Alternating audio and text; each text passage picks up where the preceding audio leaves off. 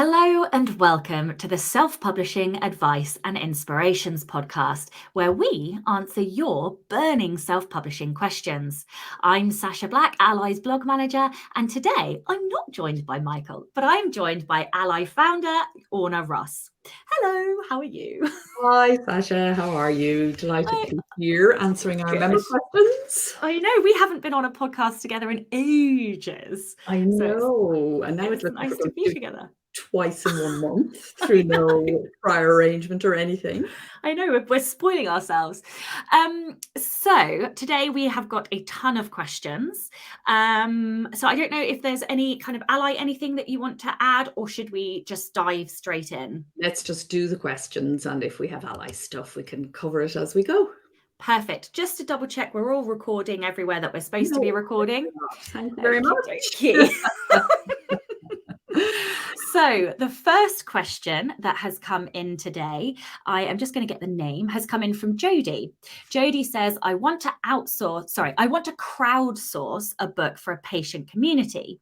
But there are some concerns around the fact that they're going to be contributing to the book, but Jody wants to make sure that there's no expectation of compensation. So just wondered whether or not you had sample contracts. Doesn't feel like a collaboration in terms of ghostwriting. So does Ally have any advice on that?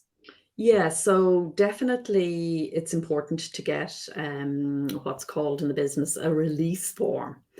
And there isn't a set one as you know, we have lots of downloadable sample contracts and sample things that you can use in various situations. When it comes to release forms, it's quite individual. It depends on what you're actually asking of them and what you're going to offer. So sometimes there is compensation, sometimes there isn't. Sometimes you're looking for certain forms of usage, and sometimes it's others. So all you really need to do, Jody, is to put down on a piece of paper what you're looking for from people, what the compensation will be, and a release paragraph, which you can easily download from the internet or ask ChatGPT to give you one, just to say that the person will not have any legal claim on the end work,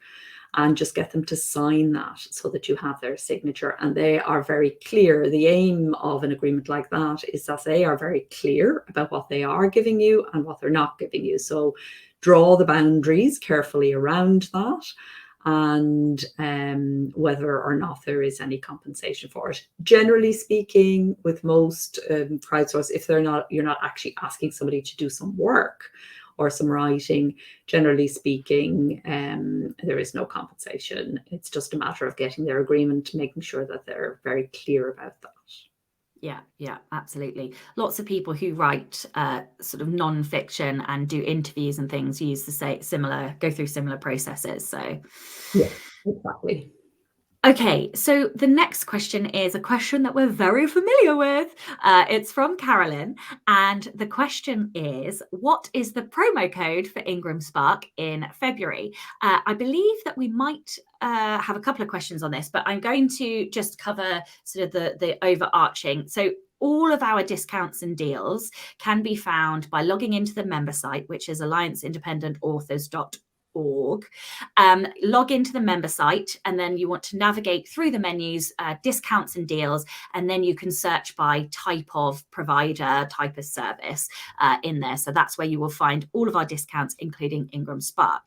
Now, there is an addendum to this one, because Ingram Spark have changed their offer, of which all of our providers are entitled to do, and we do always get changes, which is why we always recommend you check the dashboard.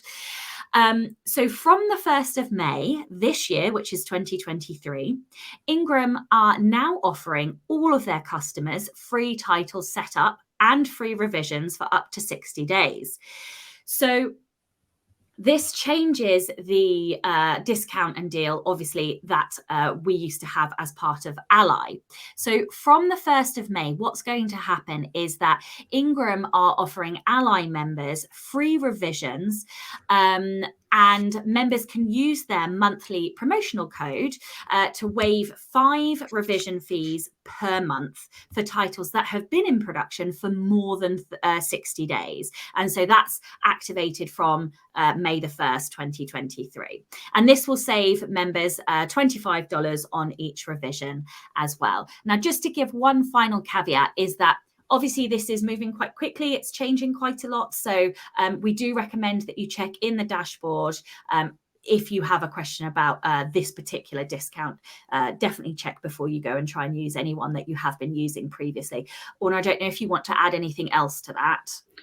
Yes, I think first of all, a big welcome to the news that indie authors generally don't have to pay anymore to do their uploads to Ingram Spark and to do their revisions outside once they do those revisions within a period of 60 days. So that's the overall good news from Ingram, and we're delighted. We have always, while it has always been advantageous to our membership and therefore advantageous to Ally to have the coupons very generously supplied by Ingram Spark, nonetheless, we have always urged them to make it free, because free is the general standard in self-publishing. It's what self-publishers expect, and it means that a service doesn't make money until we make money, whereas an upfront fee means that you're paying whether you've all learned how to sell books or not. So it's interesting, and what Ingram is doing is it's balancing out the fact that it has dropped the fees with an access fee, a market access fee, which means that it is the people who will, and that's just 1% of the price of the book at the moment. Of course, that might change, that might go up, but at the moment it's 1%. And that's not a very onerous percentage, but of course our books are already in POD books are more expensive than consignment print books, so it adds a little bit to the cost. But it means that it's not charged until you sell, and as a general overall process, that's what we recommend our publishing partners to do. And when partner members, publishing platforms are applying to be partner members of the Alliance of Independent Authors, that's the thing that we're kind of always saying to them. So we've been having that discussion with Ingram for a very long time. And so we welcome this change. We are also delighted to still be able to provide a useful code, which means that if you don't do your revisions within 60 days, and let's face it, we're often hit a few months later with, need to change it. We're delighted we will still be able to provide our members with that coupon for those changes. Yeah, absolutely. Okay, so our next question is from Pauline, and this one is about estate planning. So Pauline says, I am checking out the guides from Ally on this. So that's great that Pauline already knows that we have guides, because we do, and everybody should be reading them. But the questions are, I can't find any recommended will or legal services on the Ally approved providers directory. So does Ally offer recommendations on providers in this field? No, is the short answer. And just to explain, we can't, because it's completely dependent on your jurisdiction. So we don't do recommendations for accountants, solicitors, attorneys, that anybody you need in that. In other words, to make your will is part of your estate planning and your personal estate planning, and is something between you and your legal representative. And so we can't possibly, police legal representatives around the country. However, around the world. However, we can recommend that you approach your national organization in your own country, and they may provide. Some do and some do not, so it depends on where you're located, but it's just outside our abilities really to do that globally. Yeah. Okay, so moving rapidly on then, we've got one from Minerva, and Minerva is talking about sort of copyright. So the question focuses on the fact that they've gained inspiration from some books that were published in 1977 and 1984 about real people, both people who were native chiefs from Indonesia. They would like to write a book inspired about the lessons that the chiefs shared in the originally published books. And so their question is around how they can publish their book, which was inspired by the original books and the people, with the correct permissions and proper rights. They asked, should they mention that there was 2 editions? What kind of copyright permissions should they seek? It's their first time doing something like this, and they're confused. Okay, so permissions, we have a blog post, don't we, Sacha, about permissions? So we will put the link to that in the show notes. It's probably selfpublishingadvice.org/permissions, but I can't be sure. So that will give you the guidelines around how to approach, but just to kind of say it's not a complex process. It's a matter of writing to the publisher's permissions department. So just find the publisher address, which will be in the book, and just write to the permissions department, tell them what you're thinking of doing, tell them that you're seeking permission to reproduce, because you do have to seek permission. 1977, it's likely to still be in copyright 70 years after the death of the author is the usual, and there are ways in which publishers and agents keep copyright active even after the author has died. So you certainly should assume, I think, here that copyright pertains. The other thing I would say to you is just to check, are there other sources for this, the wisdoms of these leaders? There may be other sources more freely available online outside of copyright. That's another question. Thirdly, you need to think permissions can be costly. So you need to take that on board. It very much depends on who the publisher was, how they feel about the book, whether the book is still in print. All of these things will impact on how much the permissions are likely to cost you. And if you're looking to do the sort of reproduction that's going to use great chunks of the book, you may find that the project's not possible, because you may find that they actually don't want a competing book out there, and they may refuse permission. So just to be aware of that as well. So hopefully that is of some help. And if there are any follow-up questions, as always, write to us at info@allianceindependentauthors.org. Perfect. Okie dokie. So Kenny is the next questioner. And Kenny says, we had an ex-employee gain access to our KDP account and close it down. Now hundreds of our authors no longer have their books on Amazon, and our publishing company is in danger of closing.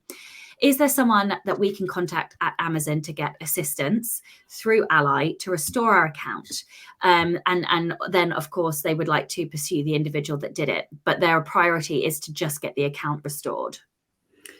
Yes, unfortunately, I don't believe we can help here. And the reason being, you've had a horrible thing happen to you, and essentially somebody's committed a criminal act. And that is something between you and that person. So for Amazon to intervene, I just know that they can't. It's business, it's within the jurisdiction of your own business.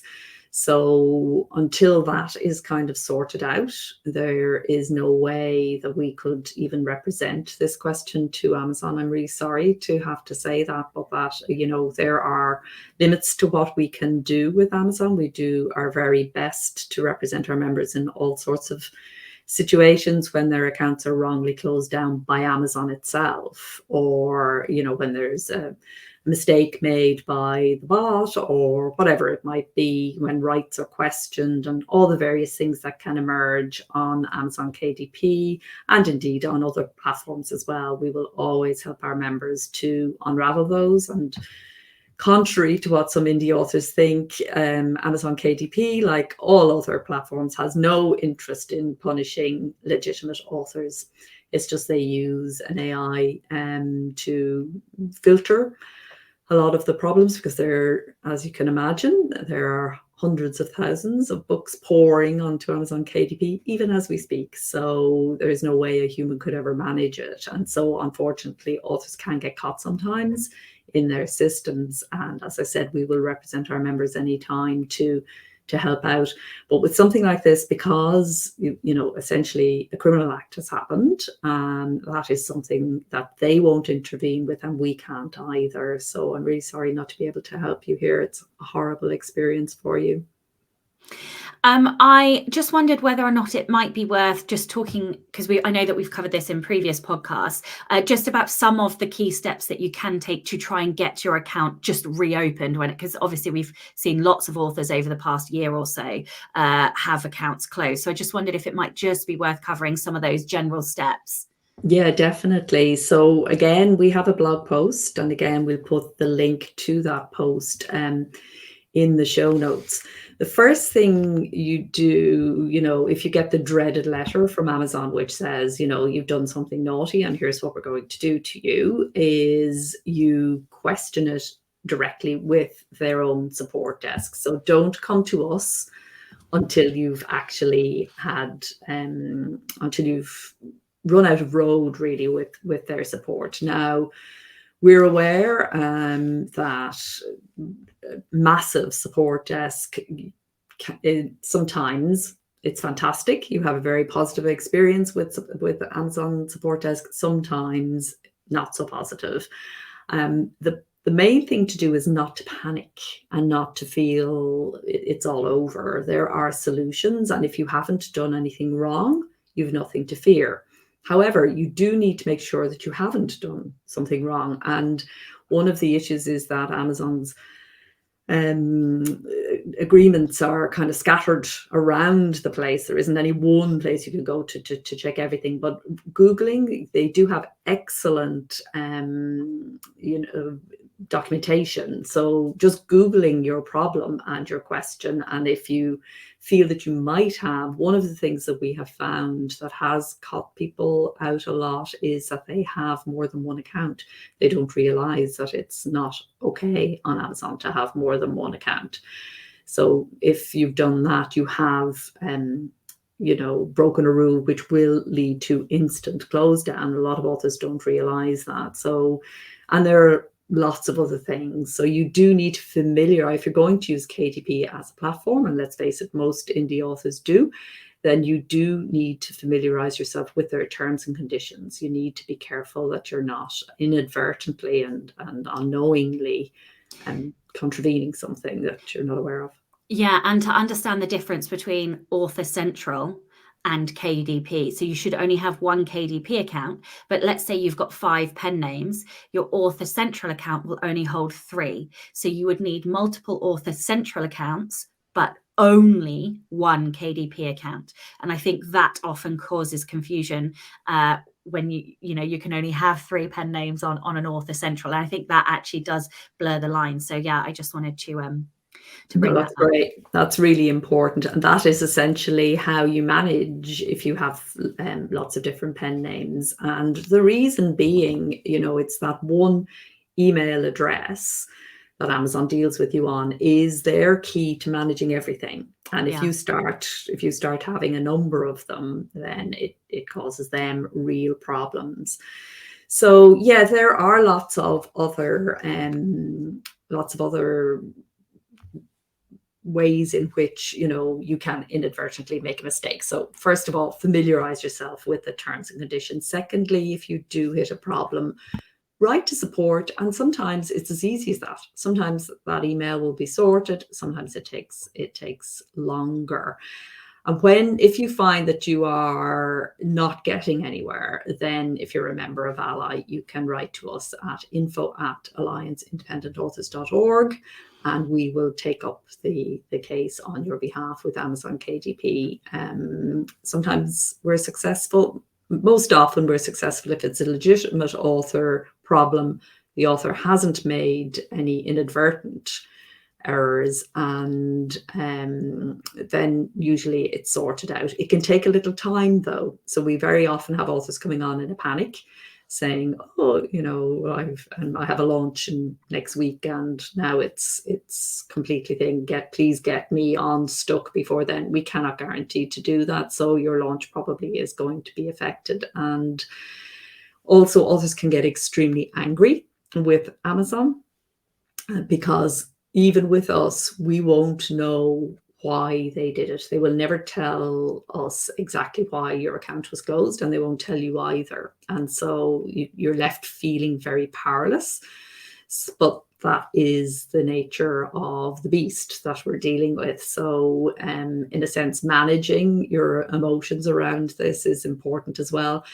I will say that, you know, as policy, with Ally for this reason, but also for many other reasons, we do recommend that you are not exclusive with any one provider, Amazon KDP included.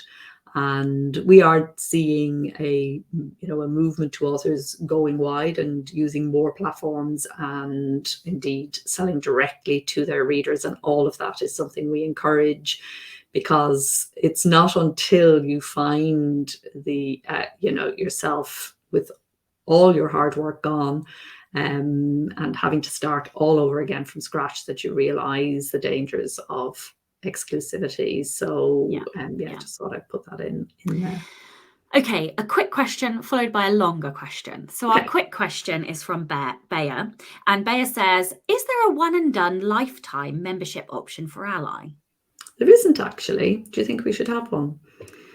I don't know. It's not something I've thought about. We've always had a principle in Ally, which is we don't discount our membership. We don't do deals. We don't do things. We just want everybody to pay the same and everybody to come in on the same basis. So it's not something we've thought about, but I'll bring it to the board and see what they say. So have a look to see whether or not that's an option in other kind of associations. See if that's a thing. It's a great question though. It is a great question, and I haven't had it before in 10 years of questions. So that's good. Okay, longer question. And this one is from John, who says they're attempting to upload their book to Ingram Spark for print distribution.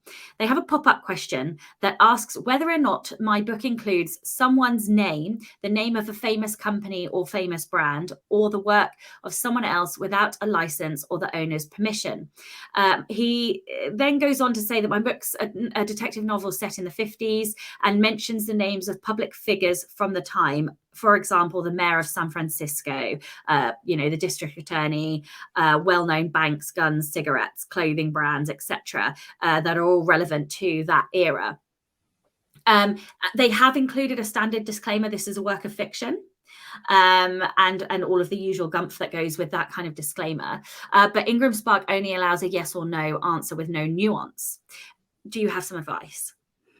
Yeah, so this is there because they don't want to be part of somebody being sued by a brand, basically, for inclusion. So this is a judgment call, and as you say, it doesn't allow for nuance.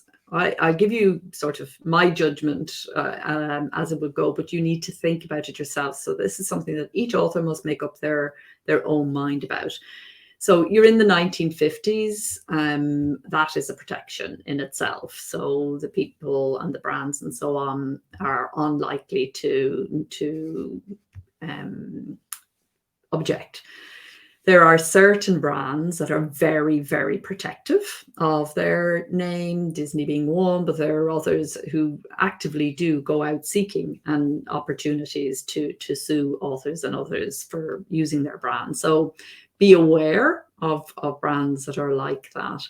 Be aware also of how you are using it. So it doesn't matter if you're mentioning in a neutral capacity. Nobody can actually get you on that. It's when you mention brands or people in a way that impugns their reputation.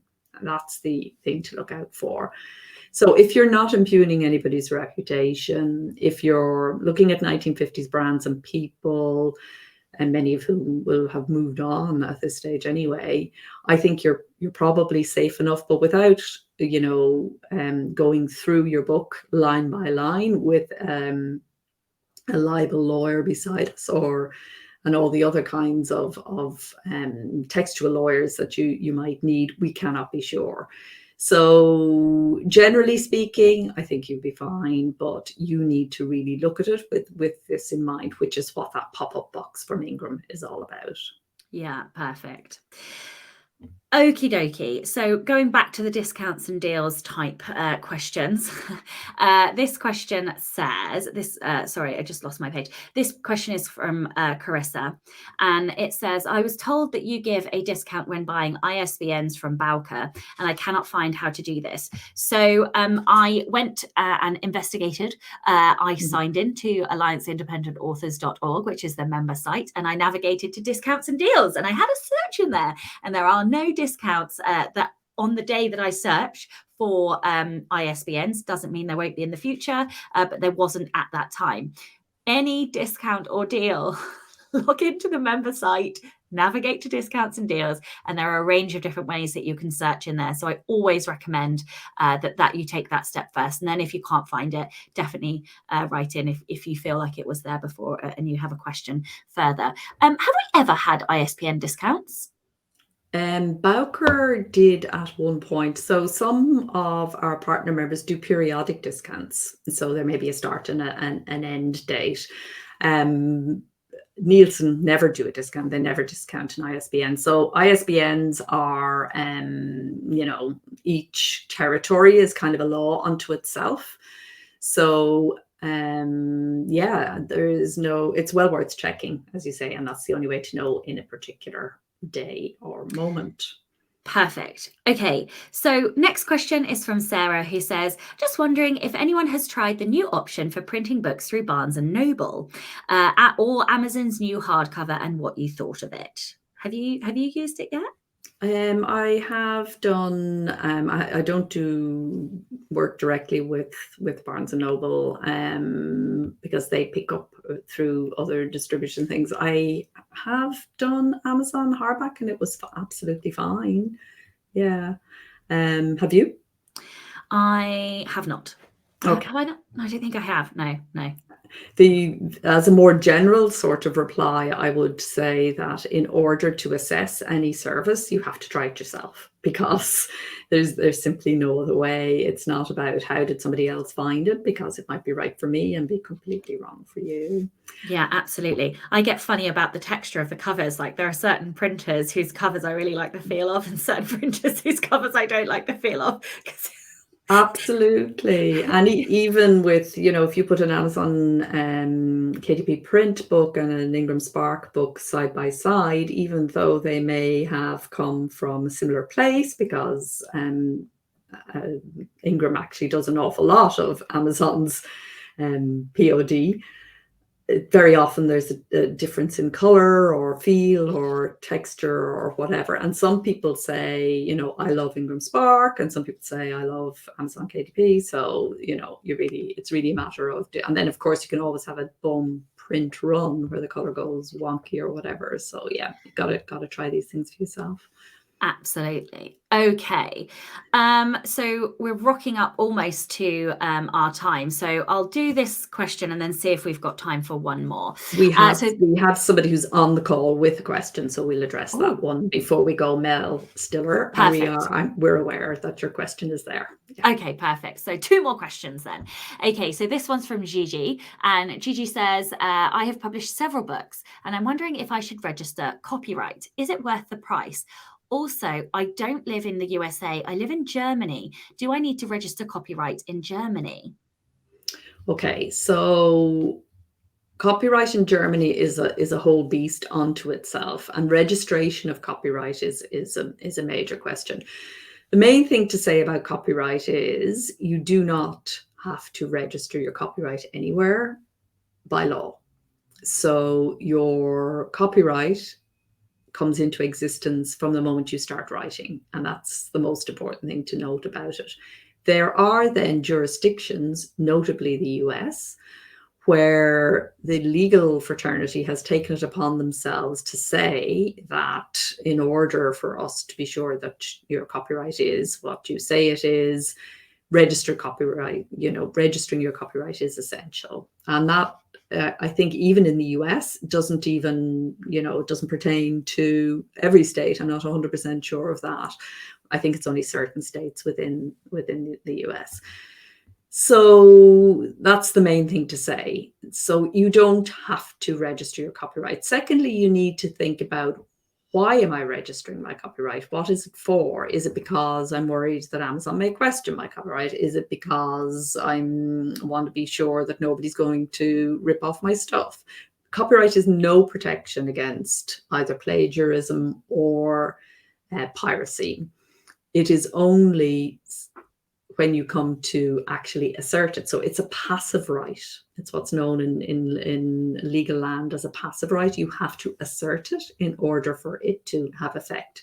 Will you, if somebody does pirate your work or plagiarize you, sue somebody for doing that? Highly unlikely. There are takedown notices where you can actually, chase up pirates, and you can write an email to a plagiarist asserting your copyright without it ever being registered.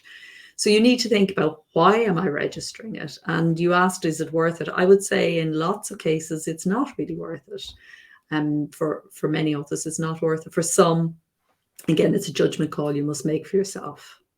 Yeah, and I think we might have a post on takedown. I'm going to have a look in the archives, because I'm pretty sure we do have. So I'll pop that in the show notes as well. Okay, and on a similar train, the last question then is from Mel, who says, should I get the copyright for my poetry collection, which is currently unpublished, before I create a YouTube channel where I plan to read my own poems?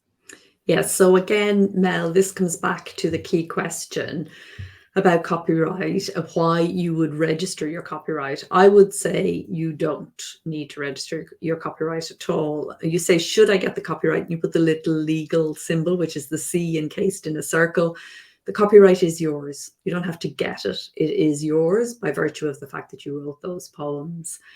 So beginner authors and beginner publishers, beginner indie authors, very often put a lot of weight on copyright. The copyright doesn't really hold, it doesn't have the ability to hold it.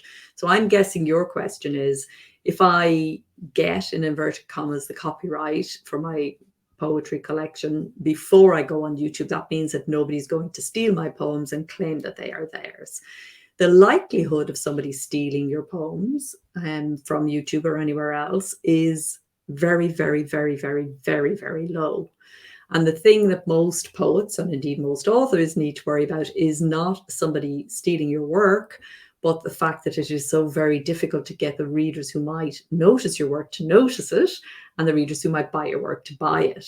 So all that kind of focus on copyright over here on the right means a lot of energy that isn't going into the things where your energy really needs to go, which is, how do I get my work out there? So off you go onto YouTube, do put your poems out there, do everything you can to reach your ideal readers, and don't worry about copyright, I would say, at all. Absolutely. Well, that brings us to the end of another episode, and Michael and I will be back next month in June, and I think that's it. Do we have any finishing words, or should we say goodbye for now? Just that we'd like to send healing vibes to Michael, who is recovering from an unexpected and horrible illness, and that he, it's not going to be anything serious, but it's not nice. So we're thinking of you. Get better soon. Okay, bye for now. Bye bye. Happy writing and publishing, everyone. Bye now.